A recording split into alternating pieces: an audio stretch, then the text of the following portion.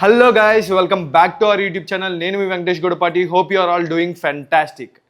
నేను చాలా ఎక్సైటెడ్ ఉన్నాను, చాలా హ్యాపీ ఉన్నాను. మేము మా ఫస్ట్ మోటో వ్లాగ్ అయితే షూట్ చేస్తున్నాము. Since this is our first moto vlog, ఏమైనా సజెషన్స్ కానీ అడ్వైజెస్ కానీ ఉంటే కామెంట్ బాక్స్లో తప్పకుండా మెన్షన్ చేయండి. చూస్తున్నారు కదా గైస్, నేనైతే నా హెల్మెట్ సెటప్ మొత్తం కంప్లీట్ చేసా.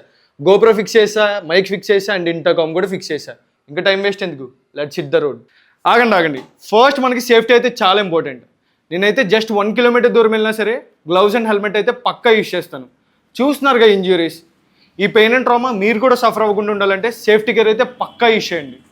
బ్రేకింగ్ న్యూస్, ఇప్పుడే అందిన తాజా సమాచారం. లాస్ట్ వీడియో ప్రకారం వచ్చిన వ్యూస్ చూసుకుంటే 64% పీపుల్ వీడియో చూసి ఛానల్ సబ్స్క్రైబ్ చేయకుండా వెళ్ళిపోతున్నారు. ఇది చాలా అన్యాయం, చాలా ఘోరం, క్షమించరాని నేరం. సబ్స్క్రైబ్ చేయకుండా మీరు సొసైటీకి ఏ మెసేజ్ ఇద్దాం అనుకుంటున్నారు?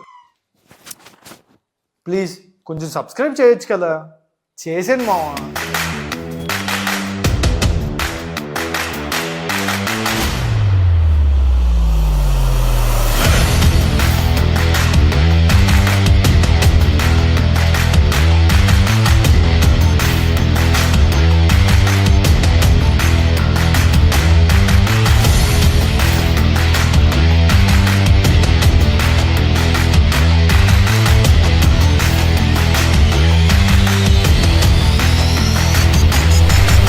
చలో గాయస్, మనమైతే జనరల్ మోటో వ్లాగర్స్ లాగా రోడ్ రేస్ వీడియోస్ లేకపోతే డైలీ అబ్జర్వేషన్స్ కాకుండా మన వీడియోస్లో మనం ఒక టాపిక్ అయితే పిక్ చేసుకుందాం అండ్ దాని మీద మాట్లాడుకుంటూ వెళ్దాం.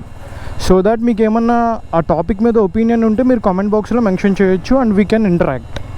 ఈరోజు వీడియోలో మన టాపిక్ వచ్చేసి నేను నా R15 బైక్తో ఫేస్ చేస్తున్న వరస్ట్ ఇష్యూస్ అసలు. So guys, if you are a true biker, మీరు మీ బైక్లో చాలా ఇష్యూస్ ఫేస్ చేసి ఉంటారు. దాన్ని ఏవో జుగాడ్స్ చేసో లేకపోతే సర్వీస్ సెంటర్లో చాలా డేస్ పెట్టేసో దాన్ని అయితే ఇష్యూని క్లియర్ చేసుకుని ఉంటారు. సో నేను కరెంట్లీ నా బైక్తో ఫేస్ చేస్తున్న వరస్ట్ ఇష్యూస్ ఏంటి అంటే, ఫస్ట్ వచ్చేసి పికప్. నేనైతే లాస్ట్ 1 year నుంచి పికప్ ఇష్యూ అయితే చాలా ఫేస్ చేస్తున్నాను. ఫస్ట్ గేర్ నుంచి సెకండ్ గేర్కి షిఫ్ట్ చేసినప్పుడు అయితే పర్ఫార్మెన్స్లో చాలా ల్యాగ్ ఉంది. నేను బైక్ కొన్న ఫస్ట్ 2 yearsలో అయితే టాప్ స్పీడ్స్ కొట్టా దీని మీద 143, 146 అలా. ఎప్పుడు కూడా నాకు పర్ఫార్మెన్స్ కానీ పికప్ ఇష్యూ కానీ ఆ ల్యాగ్ అయితే నేను ఎప్పుడు ఎక్స్పీరియన్స్ చేయలేదు. This issue might be due to the clutch issue or fuel injection కదా ఇది, దానివల్ల ఇష్యూ అయి ఉంటుంది. సో జనరల్ సర్వీస్ కూడా డ్యూ ఉంది దీని మీద. ఒకసారి జనరల్ సర్వీస్ చేయించి క్లచ్ ప్లేట్స్ అవి చెక్ చేయిస్తే this issue might get sorted. So ఒకసారి మన బైక్ మీద ఉన్న అన్ని ప్రాబ్లమ్స్కి రిపేర్ చేపిస్తే బడ్జెట్ ఎంత అవుతుందో క్యాలిక్యులేట్ చేద్దాము. సో ఈ జనరల్ సర్వీస్కి అండ్ క్లచ్ ప్లేట్స్ క్లీన్ చేసి చెక్ చేయడానికి ఒక ఇంక్లూడింగ్ లేబర్ ఛార్జెస్ ఒక 4,000 అయితే అవుతుంది. సో సెకండ్ ఇష్యూ వచ్చేసి బ్రేక్స్. చూస్తున్నారు కదా మీరు, ఈ డిస్క్లు అయితే మొత్తం అరిగిపోయాయి. లాస్ట్ టైం నేను ఎప్పుడు చేంజ్ చేయించానో కూడా గుర్తులేదు. నేనైతే బైక్ మీద టోటల్ అరౌండ్ 49,000 కిలోమీటర్స్ తిరిగేసా.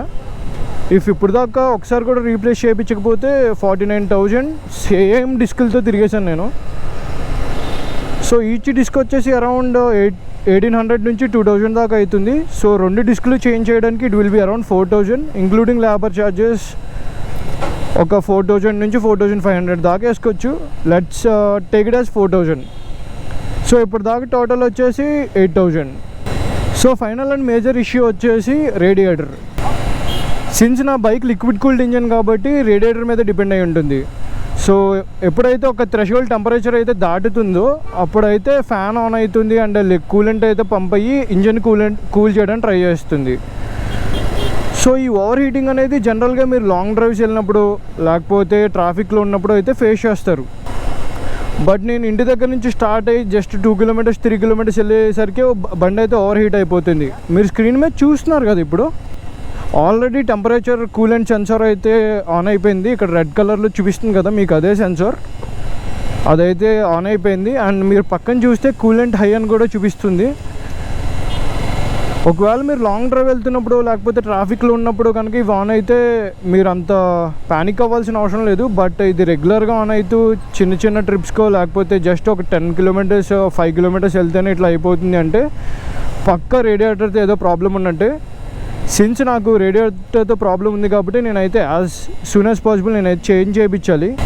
మీరే చూడండి ఒకసారి, రేడియేటర్ ఫ్యాన్ కూడా ఏదో టర్బైన్ లాగా సౌండ్ చేస్తుంది, చాలా వియర్డ్గా సౌండ్ వస్తుంది. అండ్ బైక్ ఇంజన్ సౌండ్ కూడా మారిపోయింది, మీరే వినండి ఒకసారి.